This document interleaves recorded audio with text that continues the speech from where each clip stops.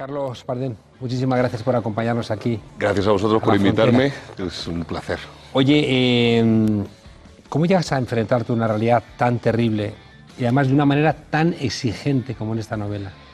Tiene mucho que ver con algo que has dicho. Yo soy licenciado en Historia, mi especialidad es la Historia Moderna y Contemporánea de España. Yo sí iba a clase, a mí no me regalaron el máster. Y dediqué 5 años de mi vida a estudiar la historia de este país. Y leo mucha historia, porque soy de los que piensa que cualquier cosa que se le pueda ocurrir a un novelista o un guionista, ya hubo alguien que la vivió de verdad normalmente y de una manera más hermosa o más terrible, ¿no? Y yo leyendo una cosa me encontré una nota bibliográfica, un pie de página que hablaba de don Pedro Blanco de don Fernández de Traba, el gran negrero malagueño. A mí lo de malagueño, eso fue el anzuelo, dije, ¿cómo? Y luego la reflexión siguiente fue, bueno, yo me he dedicado a estudiar este periodo de la historia de mi país y no he oído hablar nunca de este señor, ¿eso cómo puede ser? Me puse a investigar, eso me llevó a conocer la participación española en la época de oro de la trata de esclavos, que como en todos los grandes negocios atroces, cuando más dinero dio, cuando más rentabilidad dio, fue cuando fue ilegal. Claro. Por eso yo equiparo mucho a este hombre con... es un símil no muy riguroso, pero sí ilustrativo. Este hombre fue el Pablo Escobar de la trata de esclavos. Este hombre que llegó a amasar una fortuna obscena para la época, tenía socios por todo el mundo repartidos, tenía corresponsales en todos los países, en todas las capitales, a ambos lados del Atlántico. Pero, por ejemplo, ¿quién era su principal socia en España? Pues la reina regente María Cristina de Borbón, que era la dueña, la mayor propietaria de esclavos de la isla de Cuba. Ella se sabe, ¿no?, que los Borbones traficaban con esclavos. Ella, en concreto, como te digo, era la mayor propietaria de esclavos nominal de la isla de Cuba. Ella tenía el ingenio de azúcar más grande, el Santa Susana, con su marido morganático, Antonio Muñoz, el duque de Rianzares. Y luego otro socio que tenía este señor muy curioso era el arzobispo de Toledo, que ponía partes de las rentas del arzobispado en expediciones negreras de Pedro Blanco, con el argumento de que, hombre, por mal que vivieran como esclavos en Cuba, siempre estarían bautizados y sería mejor que ser un pagano en sus selvas para los africanos, ¿no? Por eso yo, lo que me lleva a escribir este libro es un acto un poco de rebeldía en cuanto a por qué, quiénes eligen la parte de nuestra historia que tenemos que conocer. Si saliéramos a la calle e hiciéramos una encuesta, le preguntaras a la gente por la esclavitud, enseguida todo el mundo te va a decir Kunta Kinte, los algodonales del Mississippi. Pues tan importantes en magnitud y en empleo de mano de obra esclava como esos algodonales fueron los ingenieros de azúcar de Cuba y Puerto Rico. Las dos grandes economías de plantación que facilitaron las revoluciones industriales. Uno facilitaba la fibra textil y el otro facilitaba el guarapo, de donde se destilaba, desde donde se sacaba el azúcar, a una variedad enorme de alcoholes. Claro. Entonces, en la base de las revoluciones industriales está la economía de esclavista. Y eso no nos lo cuentan. ¿Tú crees que España sería como es sin habernos beneficiado del trabajo esclavo? Yo creo que hay dos grandes heridas, dos grandes atrocidades en nuestra historia, en nuestra memoria como país, que son el origen de grandísimas fortunas y de muchas de las instituciones de este país. Una es la trata de esclavos en el 19, que es, si quieres, un nivel más profundo de atrocidad que cualquier cosa relacionada con la administración colonial. Y la otra es la guerra civil y la posguerra. La Bolsa de Barcelona la crean negreros catalanes afincados en Cuba para para rentabilizar sus fortunas, amasadas con la sangre de los esclavos, y escapar del control de la ya establecida Bolsa de Madrid. Por eso crean la Bolsa de Barcelona. El Eixample de Barcelona se empieza a construir con las inversiones en bienes inmuebles de los negreros catalanes en Cuba. Eugeni Güell, el padre de Joan Güell, el gran benefactor de Gaudí, era un negrero. Joan el Pigat Mas, el Pecoso Mas, el tatarabuelo de Artur Mas, era un capitán negrero. Entonces, ¿te acuerdas que Artur Mas, cuando le hacen presidente de la Generalitat, colgó un timón de barco en el despacho? Pues era del barco de su tatarabuelo negrero, con lo cual parece ser que no renegaba demasiado de esa memoria. Lo dices tú en el libro, citando a Vespasiano, que el dinero no huele. Dinero no olet, efectivamente. Entonces es curioso, yo creo que sí, yo creo que nosotros como país, y esta novela de alguna manera, esto es una novela, está perfectamente documentada, todo lo que es hecho histórico está documentado, y luego hay una ficción novelada, ¿no?, encima de eso. Pero yo creo que es interesante tener una noción de que España de alguna manera es una anomalía histórica en nuestro entorno histórico y cultural. Somos el único país donde una dictadura fascista triunfó y por intereses geoestratégicos de la época se mantuvo en el poder 40 años.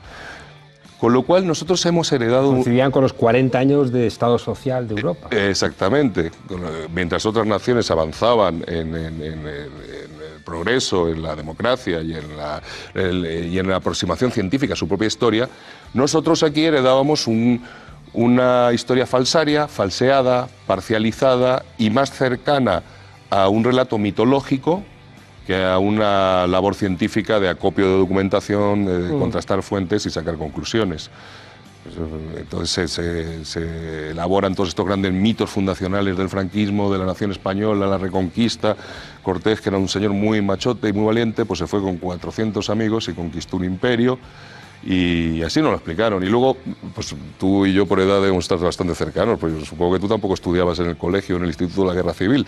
La historia de España siempre se acababa en el siglo XIX. Entonces, esto es una reacción a eso. Esto es decir, bueno, señores, nosotros, claro que hubo esclavistas en España, y muy importantes, algunos de los más grandes de la historia eran españoles.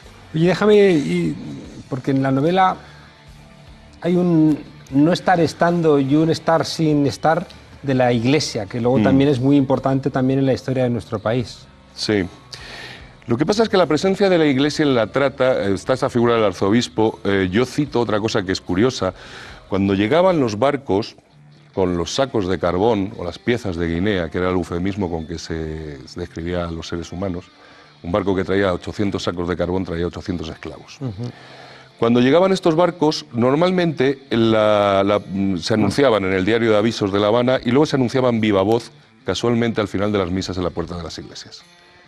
Los curas, que tenían la confianza de la parroquia, eran personas de confianza, por tanto daban una patina de una honorabilidad al asunto, eran los que pregonaban: mañana en el lateral de la iglesia el señor capitán don Juan Carlos Monedero pondrá a la venta 400 esclavos mandinga en buen estado de salud, no sé qué se cuenta. Pero es cierto que la iglesia en Cuba nunca arraigó.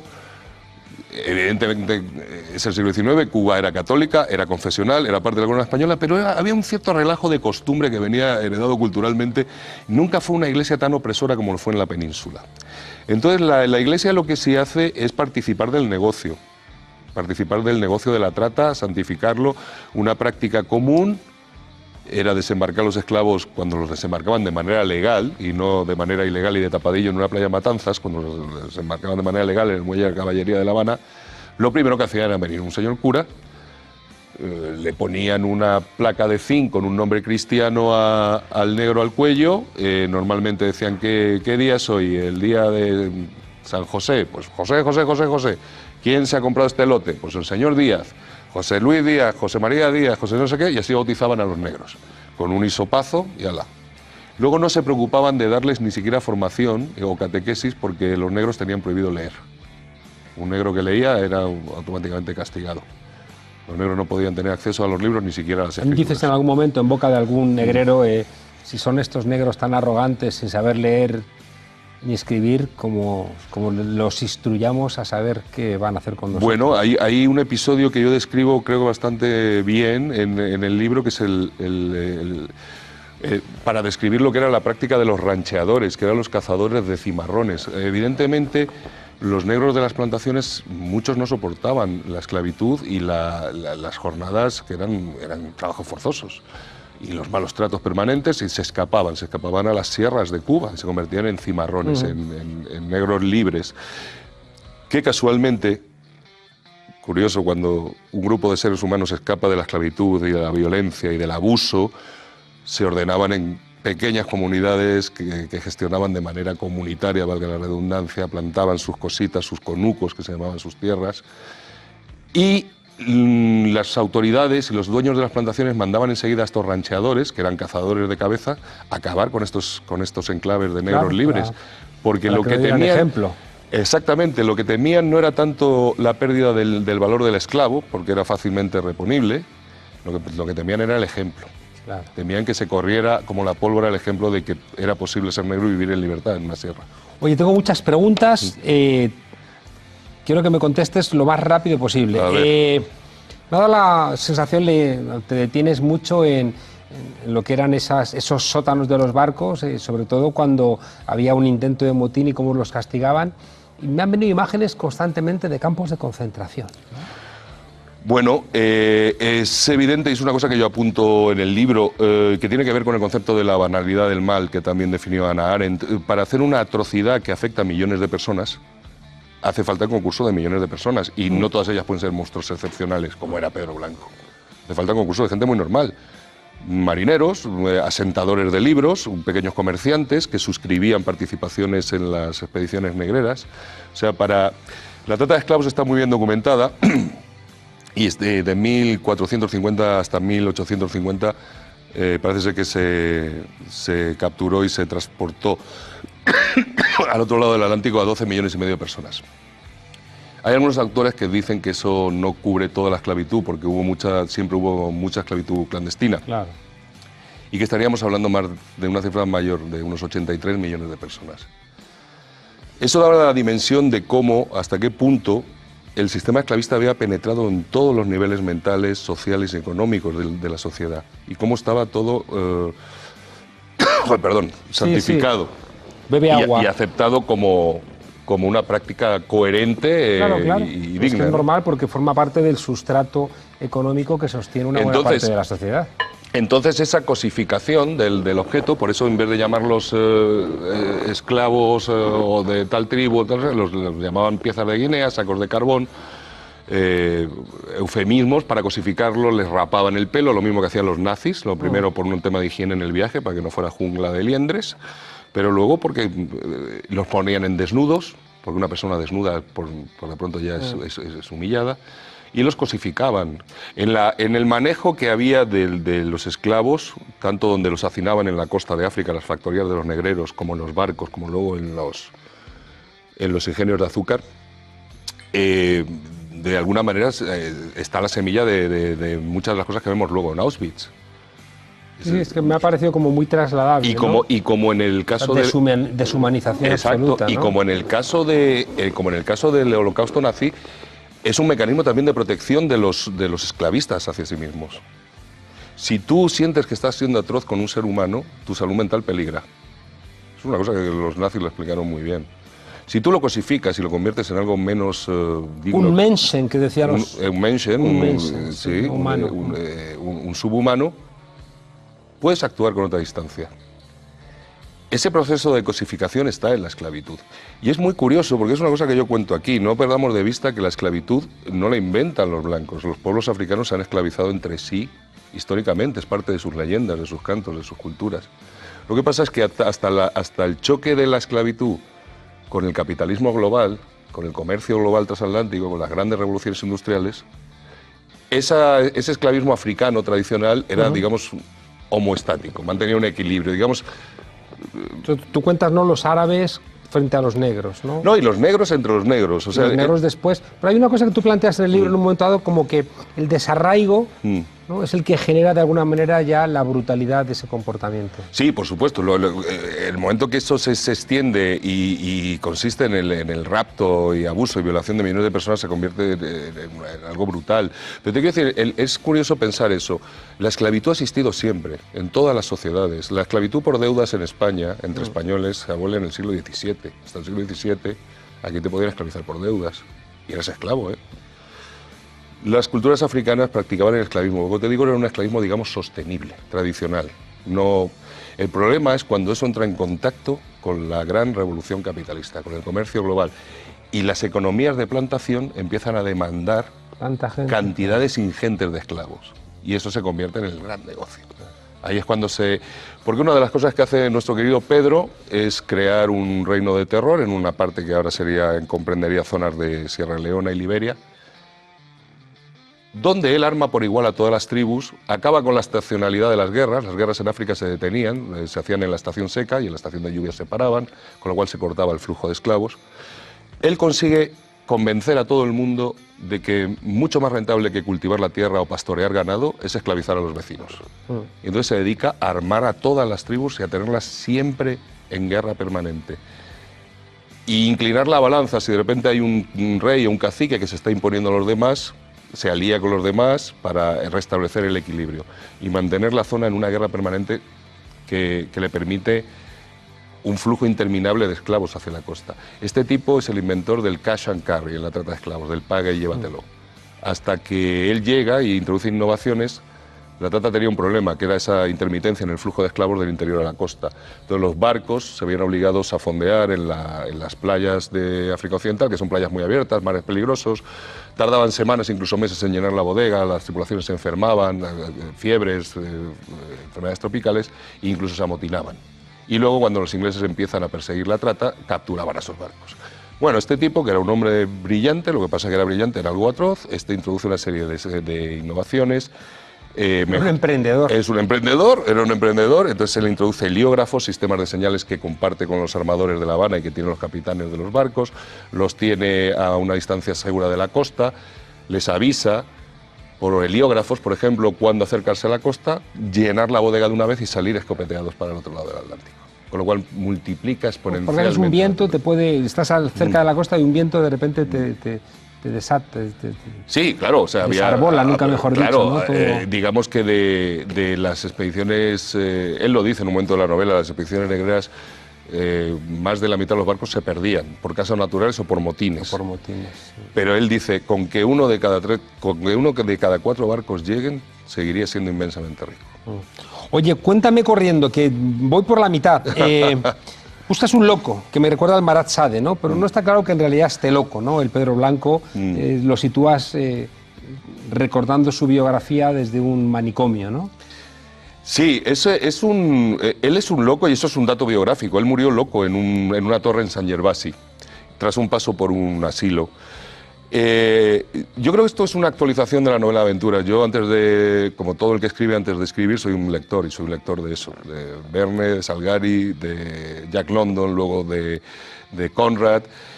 Pero yo creo que somos ya humanidad que ha visto Auschwitz, que ha visto Hiroshima y Nagasaki, ya no las idealizaciones y las inocencias de esa novela de aventura. Me ha gustado mucho, perdona que te interrumpa, cómo no eres nada rehén del lenguaje actual, porque a veces uno corre el riesgo, ¿no?, de que le pasa a gente, sí, pero le pasa a Arturo Pérez Reverte. Sí, pero ¿no? En cambio, a ti no te pasa, mantienes el estilo constante. Hay una voluntad de recrear el castellano de la época, hay una voluntad de ser fiel sin que eso sea una barrera para el lector, pero porque yo pienso que las palabras, además de ser contenedores de significado, son naves en sí mismo. Hay palabras que con oírlas sonar en tu cabeza ya te llevan a una época, ya te llevan a un lugar, y yo quería darle un esfuerzo léxico muy importante en el libro, ¿no?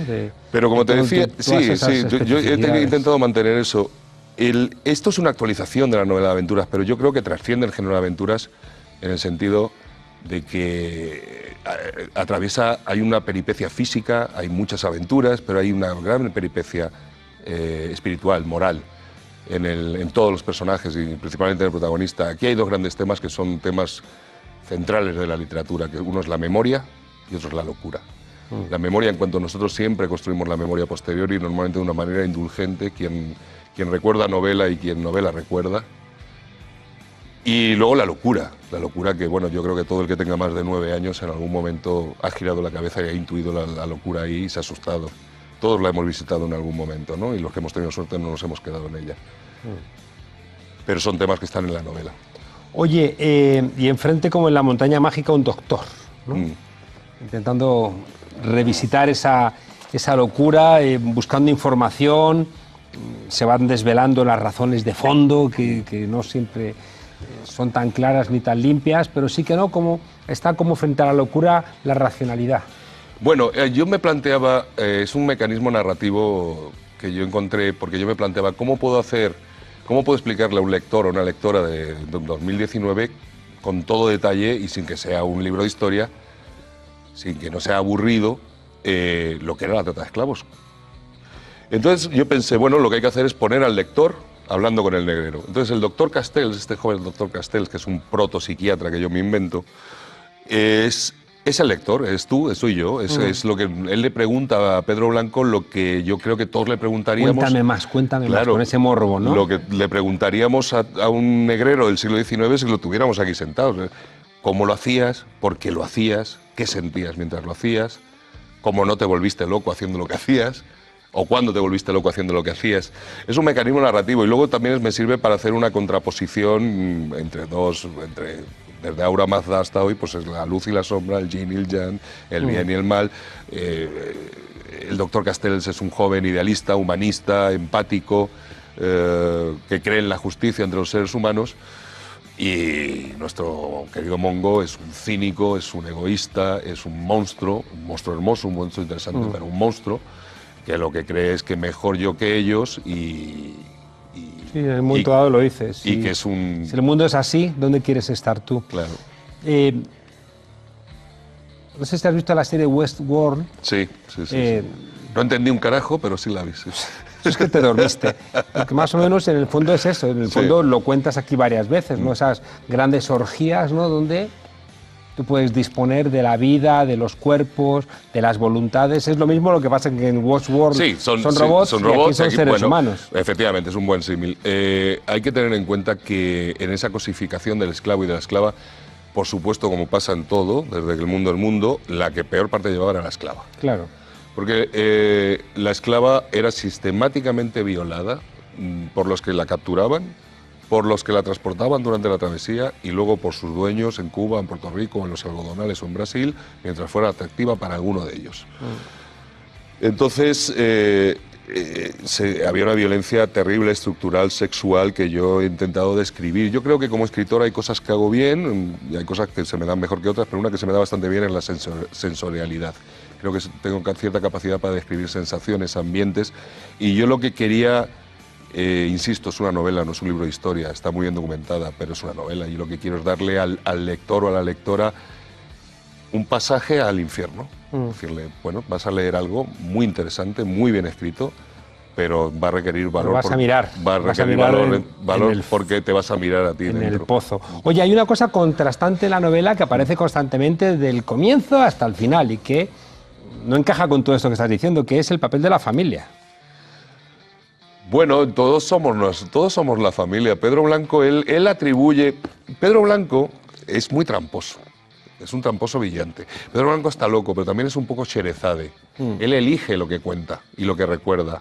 Y él siempre se justifica, y él justifica su camino hacia la monstruosidad en la pérdida de la Arcadia familiar. Él vio muerte de su padre, la muerte del padre, él vio entrar la miseria por la puerta y salir la felicidad por la ventana.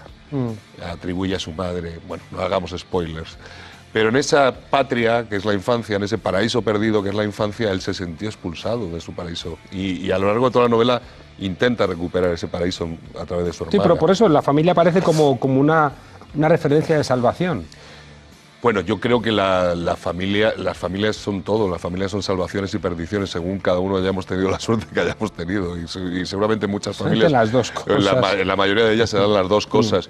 Lo que sí creo que es innegable, o yo lo siento así, es que nosotros somos lo que fue nuestra familia. Nosotros somos nuestros muertos, sobre todo. Hay un hilo perfecto. Yo eso es una cosa que trabajo mucho como actor cuando trabajo con Juan Carlos Corazza. Trabajamos eso, trabajamos la continuidad con los que ya no están. Nosotros somos lo que hemos heredado, incluso de gente que pensamos que no tenemos ninguna vinculación directa con ellos, un tatarabuelo, en todas las familias hay una constelación de dramas familiares que moldean a los que no han nacido todavía. Sí. Pedro es heredero de eso. Las constelaciones funcionan, no sabemos por qué. No sabemos por qué. Que somos racionales y científicos. Exactamente. Yo le hice esa pregunta a Joan Garriga, que es el gran constelador de este país. Digo, mira, yo soy muy curioso, yo soy cartesiano marxista, a mí esto, porque yo lo he hecho y me ha pasado. Yo lo he hecho una vez y me quedé diciendo, ¿qué está pasando y yo aquí? dije, ¿qué ha pasado aquí? Y me dice, Carlos, yo llevo 26 años haciendo esto, no sé lo que pasa. ¿Pero pasa? Sí, pasa. Sabes que van a hacer una entrevista a Oppenheimer, el gran físico nuclear, ¿no?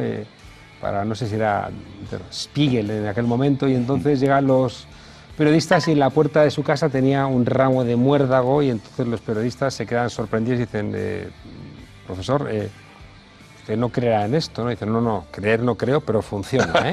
Sí. Oye, hay una parte en la novela de episodios nacionales, ¿no? Sí. Te dejas ir deslizar por un juego de por la entrada de los nacionales. franceses en Málaga, que objetivamente no coincide realmente con la época de Pedro que yo elijo. Eso viene de dos cosas. Yo soy un fetichista de la era napoleónica. Es una de mis obsesiones y me encanta. ¿Has algún guiño a los afrancesados por ahí, les haces? Y aparte sí, creo que una de las partes a reivindicar de nuestra historia fueron esos hombres del 18 que quisieron la modernidad para este país y que acabaron mal. Acabaron todos mal. O casi todos. Exiliados, locos. Locos, exiliados, cuando no muertos o apartados. Entonces, yo de repente me quería dar el gusto de escribir una batalla napoleónica. Sí, se nota que te apetecía. Y luego me sirvió para entrar en otra cosa que a mí me interesa como historiador, todas las guerras, o sea, volvemos a los mitos, a la mitología nacional, la historia mitológica. La guerra de independencia contra el malvado francés, todos a una. No, todos a una no. La guerra de independencia, como todas las guerras, aunque sean contra un invasor extranjero, es siempre una guerra civil. Claro. Y había tantos españoles que estaban por la independencia como los que apoyaban a...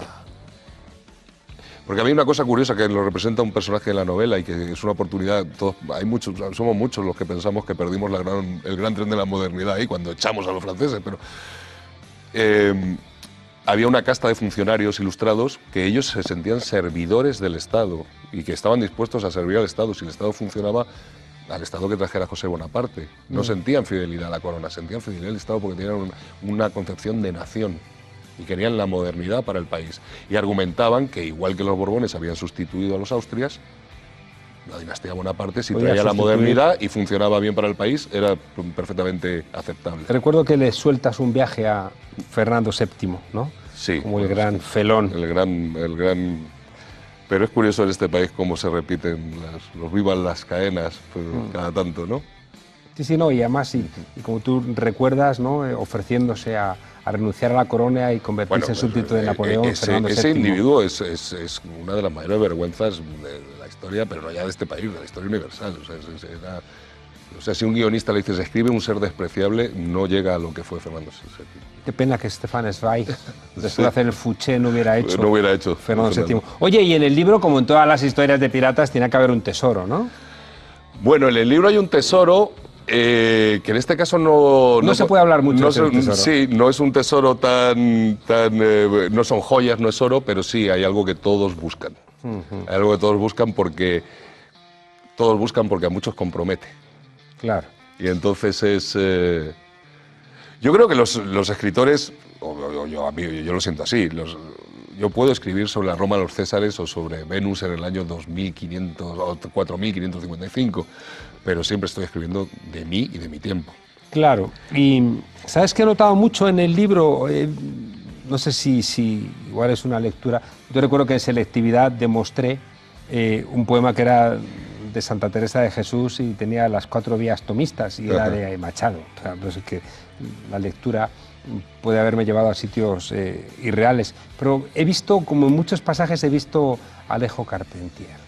Bueno, eso es un honor y te lo agradezco, luego te daré Sí, pero no he visto esa recreación barroca, La Habana, que quería también preguntarte, ¿no? Como un espacio presente y constante. Carpentier para mí es uno de los mis dioses laicos. Es que es muy grande. Todo el uso del lenguaje en Carpentier es algo que cualquiera que escriba tiene que estudiar.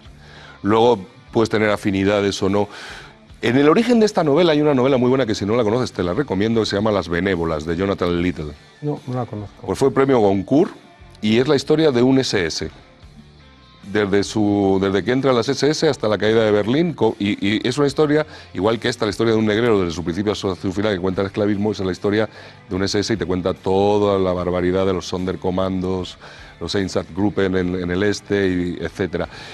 Y es una magnífica novela sobre el mal, sobre un monstruo malvado e interesante como este. Entender el mal.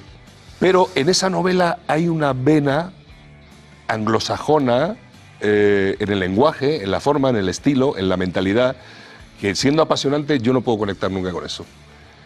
Entonces, Chirría. Sí, la admiro porque yo no soy capaz de hacerlo, porque no es mi cultura, porque no es mi lenguaje. Pero yo cuando leí ese libro dije, ¿cómo sería encontrar un tema como este intentar emular o acercarte a Carpentier, por ejemplo. Y claro, estando Cuba por medio, pues eso... Entonces esto es una historia del mal, pero creo que muy reconocible para nuestra mentalidad, nuestro background católico, nuestro tropicalismo que lo tenemos, siquiera cultural. Cuentas una Habana que la identificaríamos hoy. Es decir, que hablas de una Habana del siglo XIX, incluso anterior, ¿no? Pero aparecen ya ahí, ¿no?, cosas que cuando uno va a La Habana dice, ¿qué está pasando aquí?, ¿no? Sí. Y eso ya estaba ocurriendo en el siglo XVIII. Bueno, es que nosotros yo pienso que somos puro siglo XIX. Pero aquí y allí, o sea, el siglo XIX nunca, no ha terminado. Estamos en el siglo XIX y estamos en algunos casos volviendo al siglo XIX. Y en La Habana es cierto que todo el que haya estado en La Habana y la conoce y la ama, pues claro, ves todos esos palacios de Habana Vieja y es bueno saber que eran palacios de negreros. De negreros, además. Y ahí voy a romper una lanza por mi monstruo, más despreciables que el mongo, porque eran negreros de salón. Claro. Porque este tío al final arriesgaba su vida en lo que hacía. Era un monstruo, pero el tipo se iba a África, pilotaba sus barcos y no sé qué.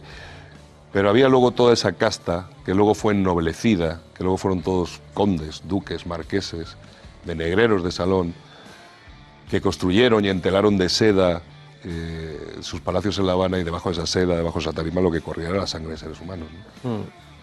Son estos asesinos de escritorio, ¿no? Como Juan March. ¿Sabes que Juan March, después de ser extraperlista, de financiar el golpe de Franco, al final financió un centro de investigación donde él quería, ¿no?, lavar la mala conciencia, pero no al final no les sale. No le salía. Oye, los esclavos, lo has mencionado antes, los esclavos huidos, los cimarrones, vivían en comuna donde todo era de todos y les mandaban a los perros, tocaban las campanas.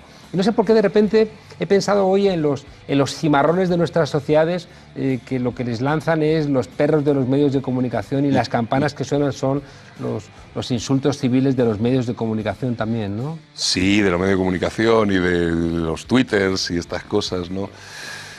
Bueno,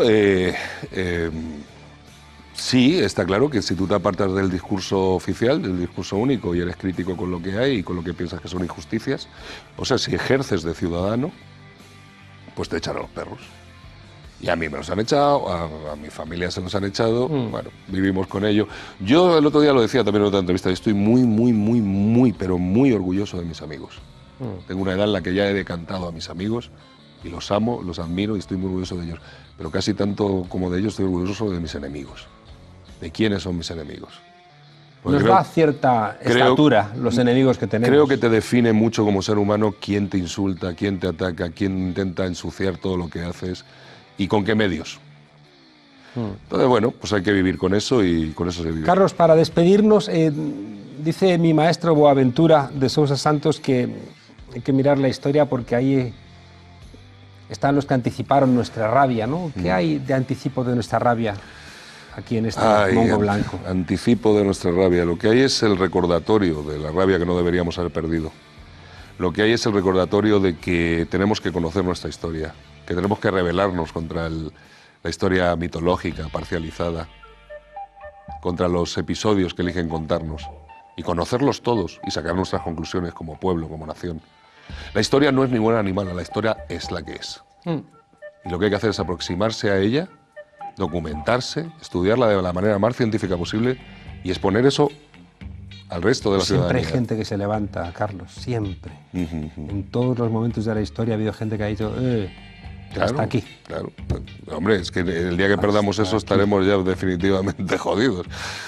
Te montaba, te enseñaba antes de empezar una canción de María Betaña, Yeye Masemba, de un navío negrero y un negro al final diciendo voy a aprender a leer para enseñar a mis camaradas, ¿no? Bueno, parece mentira que en el año 2019, en un país de Europa Occidental, tengamos que decir que sí, que hay que enseñar a leer. Que una parte de nuestra historia que se nos ha negado también... Hace poco me preguntaban eso, me decían, ¿qué personaje histórico te gusta y ensalzarías? Los maestros de la República, la gente de las misiones pedagógicas, la gente que recorrió el país para enseñar a leer a los demás. Muchísimas gracias por acompañarnos. Muchas gracias a ti. Muchas aquí, gracias, de verdad. en esta humilde frontera.